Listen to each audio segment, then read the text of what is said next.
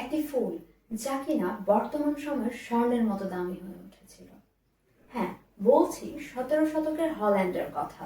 সে সময় একটি বাড়ির চেয়েও একটি ফুলকে দামি হিসেবে ধরা হতো।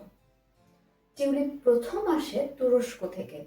এর বিরলতা এবং একটি বিশেষ ধরনের ব্রেকিং নামের রঙিন নকশাগুলো যা তৈরি হতো এক ধরনের ভাইরাস থেকে, এই ফুলটিকে অভিজাতদের স্ট্যাটাসের একটি সিম্বল বানিয়ে দেয়। উন্মাদনা ধীরে ধীরে এত বাড়তে থাকে যে মানুষ তাদের সম্পত্তি, এমনকি তাদের ব্যবসা বাণিজ্য বিক্রি করে দিচ্ছিল শুধুমাত্র একটি টিউলিপ বাল্ব কেনার জন্য। দাম বাড়তে থাকে রকেটের গতিতে, এবং এক ধরনের বাল্ব যার নাম ছিল সেম্পার অগাস্টাস, এইটা সে সময় নেদারল্যান্ডের সবচেয়ে বিলাসবহুল পণ্যের মধ্যে ধরা হতো।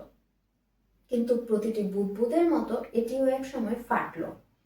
1637 সালের ফেব্রুয়ারিতে হঠাৎ একদিন এর দাম কমতে থাকলো। রাতারাতি হাজার হাজার মানুষ হয়ে উঠল সর্বশান্ত। টিউলিপ ম্যানিয়া প্রথম দিকের ইতিহাসের অর্থনৈতিক সব বুদবুদগুলোর একটি। এটি আমাদেরকে শিক্ষা দিয়েছিল যে যে কোনো জিনিস যখন দাম অস্বাভাবিক দ্রুত গতিতে বাড়তে থাকে তখন আমাদের সকলের সচেতন হওয়া উচিত।